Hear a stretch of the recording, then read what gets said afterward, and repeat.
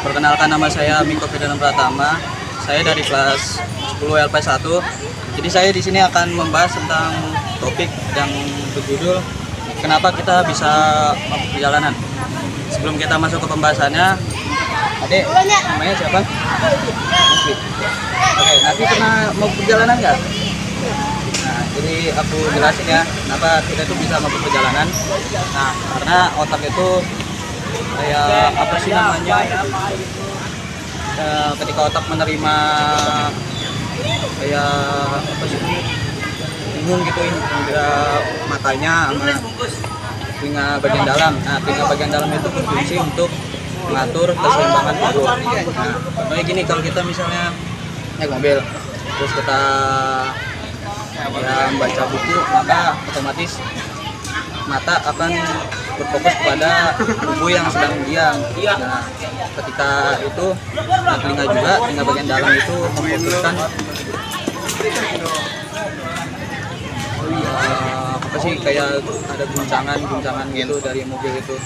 Ada faktor lain, dari faktor penyebabnya juga ada, misalnya mencium bau bensin atau bau yang menyengat lah, terus udara pengap dan lain sebagainya. Nah, cara mengatasinya itu banyak banget sebenarnya. Nah, cara mengatasinya itu kayak misalnya memakai AC, terus makan jangan berlebihan, dan selalu jaga pola makan, terus minum obat antimo dan lain sebagainya.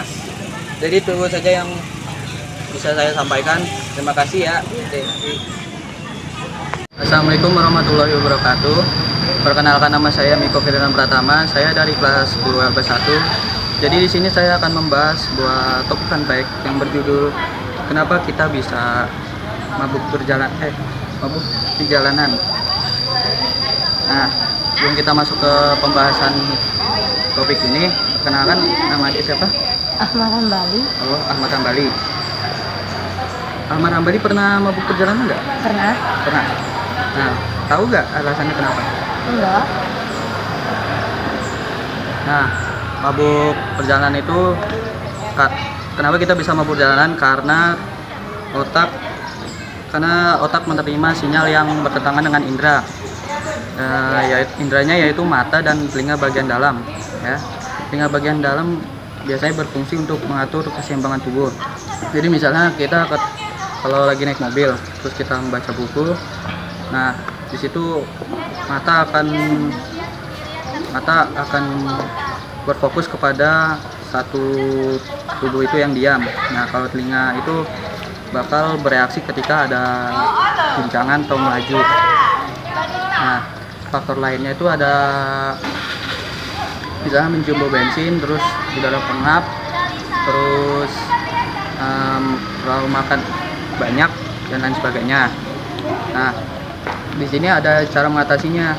Nah, cara mengatasinya yaitu meminum obat antimo, terus jangan makan yang berlebihan karena bisa muntah. Terus apa lagi ya? Misalnya ketika lagi di kendaraan, kita tuh harus duduk di depan. Kalau mobil itu di bagian depan duduknya, terus pesawat itu di bagian roda depan, bagian sayap pesawat. Nah, terus kalau bus itu Bentar, Bu. kalau kapal itu di bagian dek bawah. Ya. Jadi itu saja yang bisa saya sampaikan. Terima kasih, Ade Ahmad Hambali. Assalamualaikum warahmatullahi wabarakatuh. Perkenalkan, nama saya Miko Firdaus Pratama. Saya dari kelas S2P1. Jadi di sini saya akan membahas mengenai topik fun fact yang berjudul kenapa kita bisa mabuk perjalanan. Sebelum kita masuk ke pembahasannya itu, kakak namanya siapa? Billy. Billy pernah mabuk perjalanan nggak? Pernah kok di mobil, kan? Nah, tahu nggak alasannya kenapa?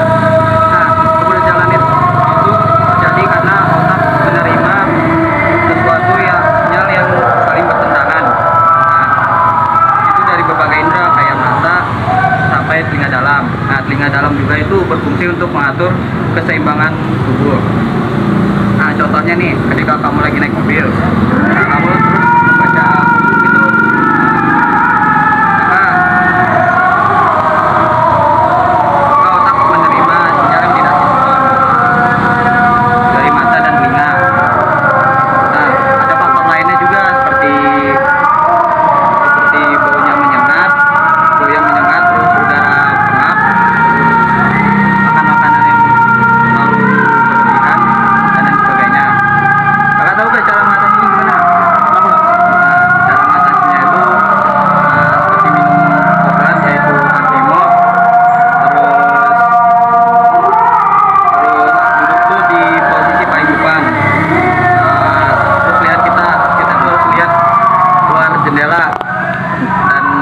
kita tuh harus lihat dari titik posisi yang jauh.